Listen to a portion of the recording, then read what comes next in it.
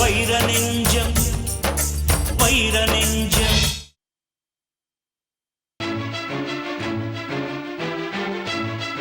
புதுசா பிசினஸ்லாம் ஸ்டார்ட் பண்ணி உன்னால நம்பர் 1 ஆக முடியாது சக்தி.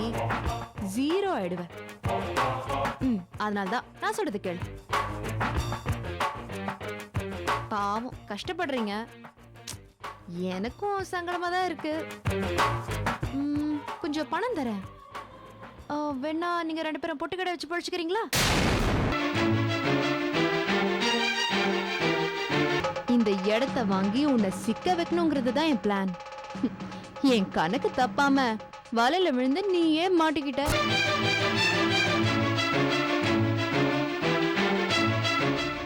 சக்தி திரும்ப வரமாட்டல்ல?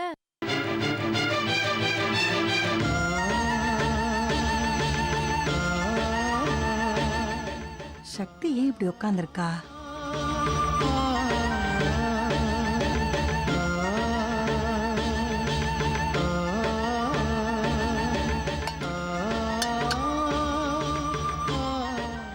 பாட்டி, உங்களுக்கா பாட்டி? கொஞ்சம் கூட மான ரோஷம் இல்லாதவ. நீங்க என்ன வேணாலும் பேசிக்கோங்க, எனக்கு காஃபி வேணும். காஃபி வேணா நீயே போட்டு குடி. கொஞ்சம் கூட பொறுப்பு இல்லாம பேசுறேன். இந்த ஆத்துல நீங்க தானே சமையல் வேலை எல்லாம் பாத்துட்டு இருக்கேன். அதுக்காக நான் என்ன வேலைக்காரியா? வைரம் சக்தி ஏன் அண்ணாமலை கேட்ட கூட அவனுக்காக நான் எது வேணா செஞ்சு கொடுப்பேன். நீ கேட்டா நான் உடனே காஃபி போட்டு கொடுக்கணுமா? நான் என்ன உனக்கு வேலைக்காரியா? எதுக்கு பாட்டி டென்ஷன் ஆவறேன்? யார் யாருக்கு பாட்டி? இந்த உறவு கொண்டாடுற வேலையெல்லாம் என்னடா வச்சுக்காத. ச்சே, பாட்டியும் பாட்டி. இந்த ஆத்துல ஒரு காஃபி கூட என்னால போட்டு குடிக்க முடியல. காஃபி வேண்டாம், ஒண்ணு வேண்டாம். ஒரு நிமிஷம், எனக்காக நீங்க ஒண்ணு தியாகம் பண்ண வேணாம், நானே போறேன். போ. ஐயோ பாத்து.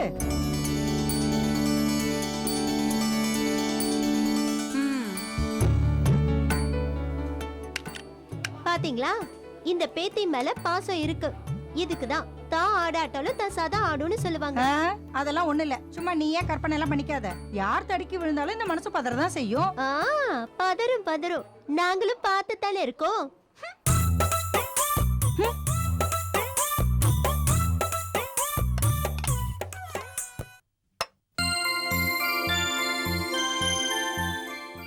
Hello hello madam. என்னங்க நான் வந்தது கூட தெரியாம அப்படி என்ன பலமான யோசனை? வேற என்ன யோசனை இருக்க போது? எல்லாம் நந்தினி அம்மாவை பத்தி தான். அவங்க முகத்தை பார்த்தாலே தெரியல. கிட்டத்தட்ட நானும் 1/2 மணி நேரமா பார்த்துன்னு தான் இருக்கேன். இப்படியே தான் உட்கார்ந்துட்டு இருக்கா.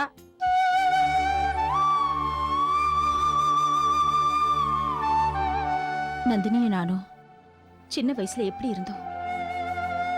எனக்கு ஏதாவது ஒண்ணுனா தாங்கிக்கவே மாட்டா. ஆனா இன்னைக்கு பணம் பணம்னு பணம் அவளை சொந்த அக்காவிய எதிரியா நினைக்கிற அளவுக்கு மாத்திடுச்சு. எப்படின்னு தான் என்னால புரிஞ்சுக்கவே முடியல.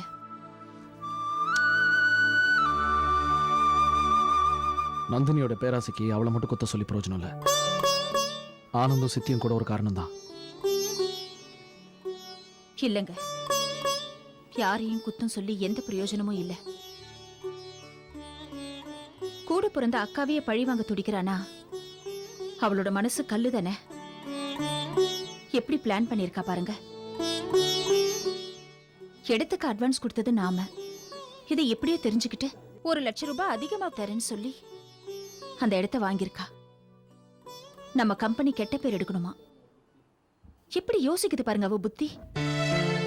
நீங்க அட்வான்ஸ் கொடுத்த அன்னைக்கு அக்ரிமெண்ட் போட்டிருக்கணுமா? எங்க அந்த ஆளு அவங்க அப்பாவுக்கு நினைவு நாள் அது இதுன்னு ரொம்ப சென்டிமெண்டா பேசினாரு. சரி, நாங்களும் ஒத்துக்கிட்டோம். இல்ல சக்தி, நாம அவனுக்கு அட்வான்ஸ் கொடுத்ததுக்கு அந்த ஆள் நமக்கு ஒரு ரசீது கொடுத்தான்ல, நம்ம ஏன் அவன் மேல கேஸ் போடக்கூடாது? கூட பிறந்த தங்கச்சியே பழி வாங்க துடிக்கிறா. யாரோ ஒரு 3வது மனுஷன் மேல கேஸ் போட்டு என்னங்க பிரயோஜனம்? இனிமேலாவது நீங்க 2 பேரும் ஜாக்கிரதையா இருக்கணும். இல்லைன்னா நீங்க பண்ற ஒவ்வொரு பிசினஸ்லயும் நந்தினி தொல்லை கொடுத்துட்டே தான் இருப்பா. என்ன மாமி பண்றது? நந்தினி இடத்துல என் தங்கச்சியும் ஆனந்த் இடத்துல அவரோட தம்பியும் இல்லைன்னா நடக்கிற கதையே வேற மாதிரி இருந்திருக்கும். இன்னும் மனசுக்குள்ள பாசம் ஓட்டிட்டு இருக்கேன். எதிரிய நினைக்க முடியலையே மாமி. நீங்க 2 பேரும் இப்படி தம்பி தங்கச்சின்னு துடிச்சின்னு இருக்கிறதுனாலதான் அவ உங்களை ஒழிச்சு கட்டணும்னு நினைச்சிட்டு இருக்கா. எனக்கு ஒரே ஒரு நம்பிக்கை இருக்கு மாமி. கல்யாணத்துக்கு முன்னாடி என் தங்கச்சி மேல நானும் என் மேல அவளும் வச்சிருந்த பாசம் நிஜம். நந்தினி அடி மனசுல இருக்கிற அந்த பாசத்துக்கு என்னைக்காவது உயிர் வரும். அன்னைக்கு என்ன அக்கான்னு தேடி வருவா. அந்த உசுருள்ள வார்த்தைக்காக தான் காத்துட்டு இருக்கேன் மாமி. இன்னும் உன் தங்கச்சி மேல நம்பிக்கை வச்சு காத்துக்கிட்டு இருக்கியா? பணத்துக்கு பின்னால அவ போய்கிட்டு இருக்கா. பாசத்தை பத்தி இந்த ஜென்மத்துல தெரியாது. வா பாட்டி, அப்பாவும் மலரும் வரலையா? அதெல்லாம் இருக்கட்டும். நந்தினி மறுபடியும் உனக்கு தொல்லை கொடுக்கறாளா? அப்படியெல்லாம் இல்ல பாட்டி. எதுக்கு சமாளிச்சு பேசுற? நான் எல்லாத்தையும் கேட்டுக்கிட்டு தான் வர்றேன். அவ்வளவு திமிராயி போச்சு அவளுக்கு. போன் பண்ணி கூப்பிட்டு கொமட்ட 2 குத்து குத்துனா எல்லாம் சரியா போயிரும். வேணாம் நீ பாட்டி. சும்மாரு. அச்சச்சோ மகா, நீ போன் போட அவளுக்கு. வேணாம் பாட்டி. என்ன வேண்டாம் வேண்டாம், இப்படியே விட்டா தலைக்கு மேல ஏறிடுவா. நம்பர் தான் எனக்கு தெரியுமே, நானே போட்டு 2 வாங்குறேன் பாரு. பாட்டி வேண்டாம். நீங்க பாட்டுக்கு இப்ப போனை போட்டு அவளை திட்டிடுவீங்க. நாங்க ஏதோ உங்ககிட்ட சொல்லி அவளை திட்ட சொன்னோம் அவன் நினைப்பா. தேவையில்லாம பகைதான் அதிகமாகும். எதுக்கு மனஸ்தாபம்? விடுங்க. இப்ப மட்டும் ராசியாவா இருக்கீங்க? பரவாயில்ல, மறுபடியும் சண்டை போடுறதுக்கு இப்படியே இருக்கிறது எவ்வளவோ மேல். ஆமா பாட்டி, இப்ப எங்களுக்கு என்ன குறைச்சல்? நாங்க நல்லதானே இருக்கோம். என்ன அடிக்கடி ஏதாவது ஒரு வகையில தொல்லை கொடுக்கறா. அதனால எங்களுக்கு ஒண்ணும் இல்ல, அவளுக்கு தான் நஷ்டம். நாங்க நந்தினியும் ஆனந்தியும் மீறி எப்படி பிசினஸ் பண்றதுன்னு யோசிச்சுக்கிட்டு இருக்கோம். அவங்க பிசினஸ்ல எங்களை எப்படி தடுக்கிறதுன்னு யோசிச்சுக்கிட்டு இருக்காங்க. நீங்க வேணா பாருங்க, கடைசியில கண்டிப்பா அவங்களுக்கு தான் நஷ்டம் ஏற்படும். லாபமோ நஷ்டமோ அதெல்லாம் எனக்கு தெரியாது. கஷ்டத்துல என்னைக்காவது ஒரு நாள் இந்த வீட்டு வாசல்ல வந்து நின்னா தம்பி தங்கச்சின்னு உதவி பண்ணீங்க, இந்த பாட்டியோட இன்னொரு முகத்தை தான் பாப்பீங்க. மறுபடியும் அவ தொந்தரவு பண்ணான்னா என்கிட்ட சொல்லுங்க. அவளை இப்படியே விட்டுறக்கூடாது. சரி பாட்டி, அதெல்லாம் இருக்கட்டும். வீட்டில் மாமா மலர்லாம் எப்படி இருக்காங்க? மலர் காலேஜ் போயிட்டு இருக்கால? எல்லாரும் நல்லா இருக்கும். நீங்க கொடுத்த பணத்தை சீனியர் சிட்டிசன்கிற பேர்ல என் பேர்ல பேங்க்ல போட்டிருக்கேன். வட்டி அதிகமாக வருது. அதை வச்சு குடும்ப செலவை பார்த்துக்கிட்டு உங்க மாமனார் சந்தோஷமா இருக்கான். விஜயும் வெளியில வந்துட்டான்னா எல்லார் மனசும் நிம்மதியா இருக்கும். கவலைப்படாதீங்க பாட்டி. ஜீவா மாமா எப்படியாவது விஜய வெளியே கொண்டு வந்துருவாரு. சரி அம்மா, காபி சாப்பிடுறேல? காப்பியா? பெரிய பேத்தி வீட்டில் 2 நாள் தங்கி ஜாலியா இருந்துட்டு போலான்னு வந்தேன். நீங்க காப்பி போட்டு கொடுத்தே அனுப்பிடுவீங்க போல இருக்க. அப்படிலாம் இல்லம்மா, இது உங்க வீடு, எத்தனை நாள் வேணாலும் தங்கலாம். முதல்ல காஃபி போட்டு எடுத்துன்னு வரேன், சாப்பிடுறேளான்னு கேட்டேன். சரி. பாட்டி எனக்கு ஒரு காஃபி. நான் உங்களை சொல்லல, பாட்டியை தான் சொன்னேன். இன்னும் பாட்டி பேத்தி சண்டை ஓயலையா? 2 நாளையில 2 பேரையும் ஒத்துமையா வச்சுட்டு போறேன். பஞ்சாயத்து பண்றதே எனக்கு வேலையா போச்சு. சண்டை போடுறதுக்கு இந்த நரம்படி நாராயணனையும் காணோம். என்ன பேசாம நிக்கிறேள்? போய் பேஷா ஒரு காப்பி போட்டு எடுத்துட்டு வாங்க. இதோ வந்துட்டேன், நகரு.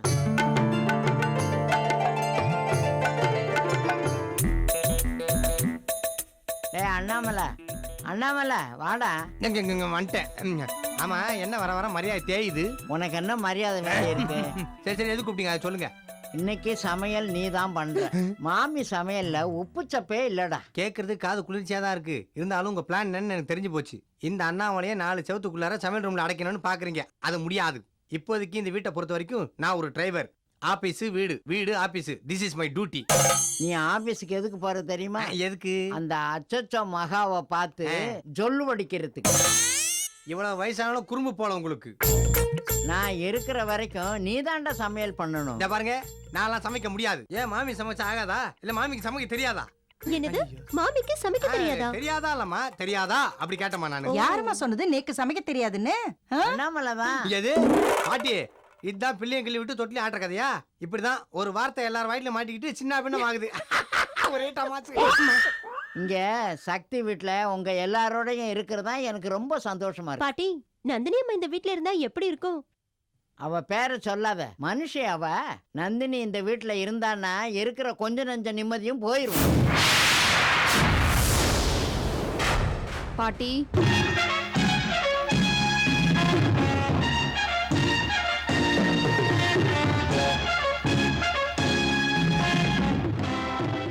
வானதினி உன் உபசரிப்பெல்லாம் எனக்கு தேவையில்ல. கிழவி, காடு வா வாங்குது, வீடு போங்குது. இந்த வயசுல உனக்கு இந்த நக்கல் நையாண்டி எல்லாம் தேவையா? நந்தினி மரியாதையா பேசு. இத பாரு, அவங்க உனக்கு மட்டும் பாட்டி இல்ல, எனக்கும் தான். சக்தி விட்டுரு. உன் தங்கச்சி உரிமையோட பேசணும்னு நினைக்கிறா, பேசட்டும். யாருக்கு யார் தங்கச்சி? அந்த உரிமையெல்லாம் எப்போ அறுந்து போச்சு. அப்பனை பெத்தவளாச்சேன்னு உன்கிட்ட கொஞ்சம் ஒட்டிட்டு இருந்தேன். இப்ப நீ பேசின பேச்சுல அதுவும் அறுந்து போச்சு. என்ன சொன்ன நீ? நான் வீட்டுக்கு வந்தா உனக்கு நிம்மதி இருக்காதா? கடைசி வரைக்கும் வாய்க்கும் வயிற்றுக்கும் நீ போராடி தான் சாவ போற.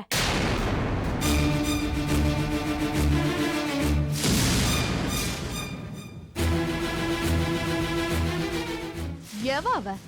அச்சச்சோ, மகாலட்சுமியா? என்னடி சொன்ன? இந்த நேரத்துல நந்தினி இருந்தா எப்படி இருக்கும்னா? இத்தனை நாள் அந்த வீட்டுல தானே இருந்த, அப்ப மட்டும் இனிச்சது இப்ப கசக்குதோ? மரியாதையா பேசினா உங்களுக்கு நல்லது. என்னடி மரியாதை? உனக்கு என்னடி மரியாதை கொடுக்க வேண்டியிருக்கு? உன் அப்பா இவங்க கம்பெனி நடத்த சும்மா இடம் கொடுத்தா நீ பெரிய மகாராணி ஆயிடுவியா? மரியாதையா பேசுங்கன்னு தான் சொன்னேன். நல்லவங்களுக்கு 4 பேர் உதவதான் செய்வாங்க. அப்படி ஒரு 4 நல்லவங்கள தேடிக்கங்க. அதை விட்டுட்டு எல்லார் மேலயும் கோவப்படுறதுல எந்த அர்த்தமும் இல்ல. உங்க லெவலுக்கு என்னாலயும் பேச முடியும். அப்புறம் உங்களுக்கும் எனக்கும் வித்தியாசம் இல்லாம போயிடும். மகா கொஞ்சம் பொறுமையா இரு. உங்களுக்காக நான் பொறுமையாதாம்மா பேசுறேன். ஏன் என் மேல கோவப்படணும்? புரியுது மகா, விடு. என்னடி சுத்தி இருக்கிறவங்களாம் உசு பேத்தி பேச விட்டுட்டு சமாதானப்படுத்துற மாதிரி நடிக்கிறியா? நந்தினி, வீடு தேடி வந்திருக்கேன்னு பாக்குறேன். இப்படி பிரச்சனை பண்ணதான் வந்திருக்கேன்னு நினைக்கும் போது மனசுக்கு சங்கடமா இருக்கு. வேண்டாம். ஏன் நீங்க இங்க கூட்டமா நின்னு என்ன பத்தி பேசி குமால அடிப்பீங்க? அத நான் கேட்டுட்டு வாயை மூடிட்டு பைத்திய மாதிரி போணுமா? ஏய், நீ பைத்தியம் தாண்டி, அதான் இப்படி எல்லாம் நடந்துக்கிற. உன்னை யார் இந்த வீட்டு வாசப்படியில கால் வைக்க சொன்னது? உனக்கு பிடிக்கல இல்ல, நீ ஒதுங்கி இருக்க வேண்டியதானே. இங்க பாரு, இந்த நந்தினி உங்க எல்லார விட ரொம்ப ரோஷமானவ. பிறந்த வீட்டு வாசலே மிதிக்காதவ. ஏ சக்தி, நீ அந்த இடத்துக்கு அட்வான்ஸா 1 லட்சம் ரூபாய் பணம் கொடுத்தல, அந்த பணத்தை திருப்பி கொடுத்துட்டு போலாம் தான் வந்தேன். எனக்கு இதெல்லாம் பிச்சை காசு. இதை வச்சு நான் என்ன பண்ண போறேன்? அதான் கொண்டு வந்தேன், வச்சுக்கோ. நந்தினி, அளவுக்கு அதிகமா பணம் இருக்கு, அளவுக்கு அதிகமா பணம் இருக்குன்னு வாய்க்கு வாய் பேச்சு பேச்சு சொல்லிட்டே இருக்கியே. இந்த பணமும் சொத்து எங்க இருந்து வந்து நினைச்சிட்டு இருக்க? இதோ நிக்கிறானே வைரம், அதெல்லாம் அவன் போட்ட பிச்சை. அதை நீ மறந்துடாத. வாங்க மாமி வாங்க. என்னடா ஒருத்தங்க வாயை திறக்கலையேன்னு நினைச்சேன். எப்படி இருக்கேள்? நல்லா இருக்கேளான்னு? இங்க பாருங்க, யார்கிட்டயும் நாங்க சொத்தை எழுதி கேட்கல. அவங்களா எழுதி கொடுக்கறேன்னு சொல்லும்போது யார் வேணாம்னு சொல்வாங்க? எல்லாரும் கொஞ்சம் அமைதியா இருங்க. இப்ப நீ எதுக்கு வந்த? பணம் தரதுக்கு தானே? கொடுத்துட்டு கிளம்பு. வெளியில போடின்னு சொல்லாம சொல்றல்ல? கொமட்டில் குத்திடுவேன். போடி வெளியே. நானும் பார்த்துக்கிட்டே இருக்கேன், ஏட்டிக்கு போட்டி பேசிக்கிட்டே இருக்கியே. என்ன எல்லாரும் கூட்டமா நின்னுட்டு வம்பா பண்றீங்க? இங்க பாருங்க, நான் யாருன்னு கண்டிப்பா உங்க எல்லாருக்கும் ஒரு நாள் தெரியதான் போகுது. இந்த பணம் வச்சுக்கோ. இங்க பார், திரும்பவும் திரும்பவும் சொல்றேன், கேட்டுக்கோ. என்கிட்ட 5 10 பிச்சை வாங்கிட்டு இந்த பொட்டி கடை, தள்ளுவண்டி கடை இப்படி ஏதாவது வச்சு பொழைச்சுக்கோங்க. கம்பெனி ஆரம்பிக்கிறேன், பிசினஸ் ஆரம்பிக்கிறேன்னு எனக்கு போட்டு ஏதாவது பண்ண, அப்புறம் நடு தெருவில் புருஷனை பொண்டாட்டியும் நிப்பீங்க. இந்த நந்தினி சொன்னா நடக்கும், தெரியும்ல?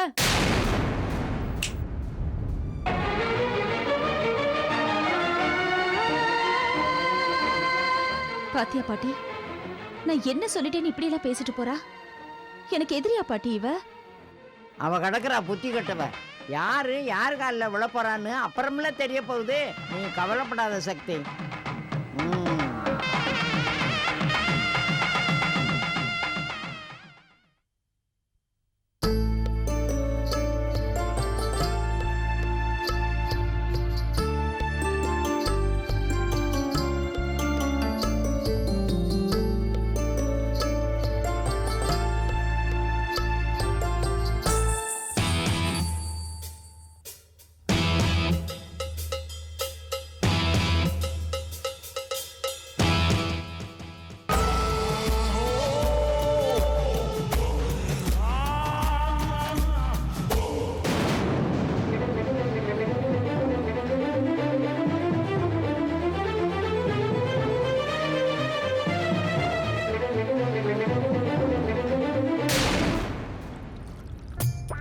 மாமி இந்தாங்க தட்டு.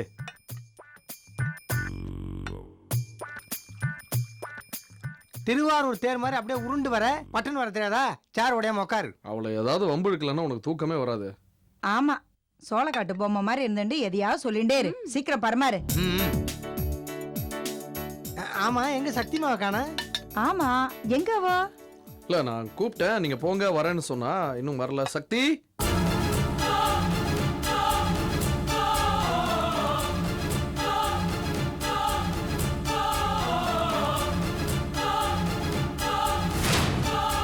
சக்தி வந்துட்டேங்க.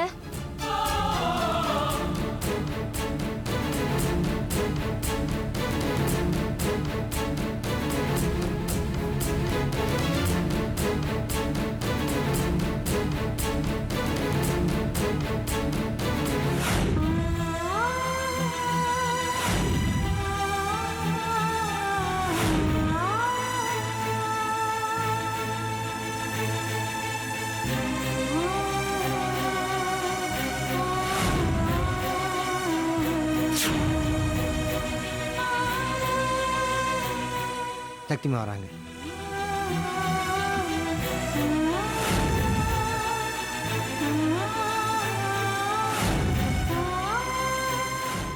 வா சக்தி, வா சக்தி, உட்காரு. உட்காரு.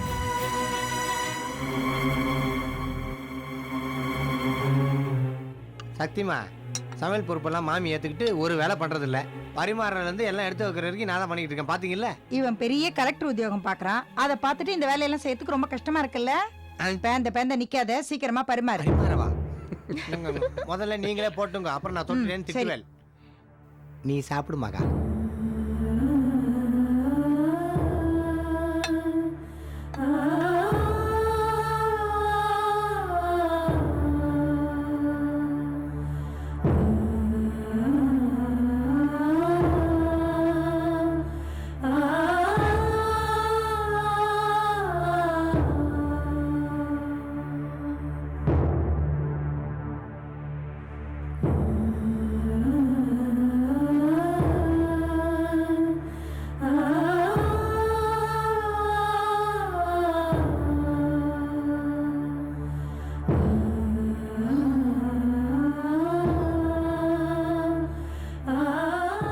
சக்தி என்ன ஒரு மாதிரி இருக்க?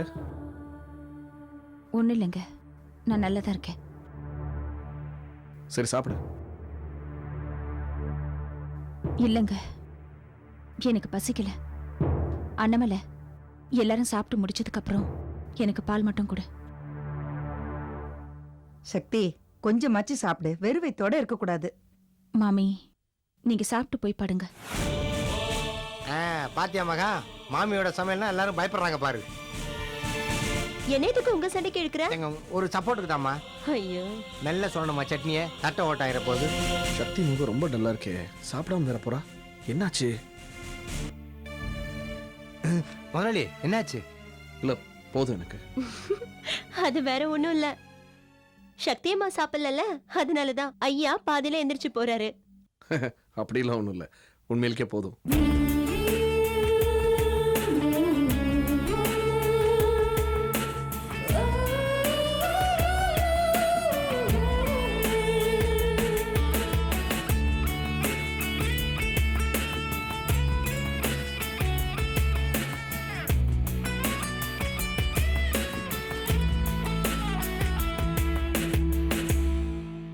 உட்காரு சக்தி. பரவாயில்லைங்க. ஏன் சாப்பிடாமட்ட? முகம் டல்லா இருக்கு, உடம்பு சரியில்லையா? சொல்லு சக்தி, ஏன் எதுவுமே பேச மாட்டேங்கிற? என் மேல தக்கவுமா? இப்படி பதிலே சொல்லாம இருந்தா எப்படி? சொல்லு, என்னாச்சு?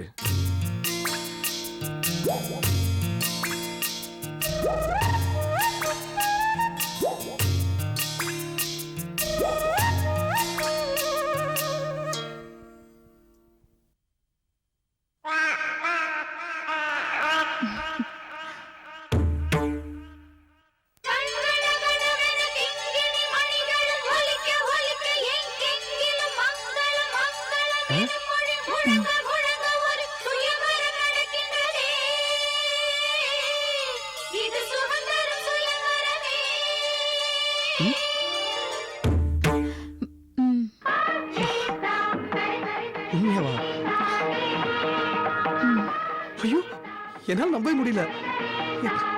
சக்தி, நான் அப்பாவை போறேன். சக்தி, நீ அம்மாவை போற. சக்தி, சக்தி, என்ன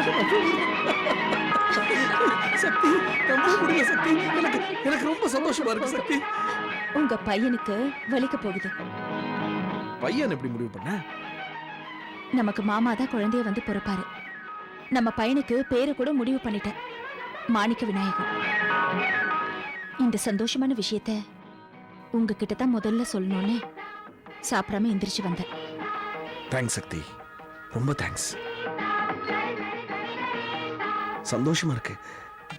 இது வரைக்கும் இப்படி ஒரு சந்தோஷத்தை நான் வாழ்க்கையில் அனுபவிச்சதே இல்லை. நான் அப்பா ஆக போறேன், என் சக்தி அம்மா ஆக போறா. எனக்கு சக்தி அப்பாங்கிற ஒரு ப்ரமோஷன் கொடுத்திருக்கா. என்னால இந்த சந்தோஷத்தை வார்த்தையால சொல்லக்கூட முடியல. உங்களுக்கு புரியுது இல்ல? நீங்களும் இந்த சந்தோஷத்தை கொண்டாடணும். சிந்திய வெண்மணி சிப்பியில் முத்தாச்சு என் கண்ணம்மா, செந்நிறமேனியில் என் மனம் பித்தாச்சு என் பொன்னம்மா, சேலாடும் கண்ணில் பாலூரும் நேரம், செவ்வானம் எங்கும்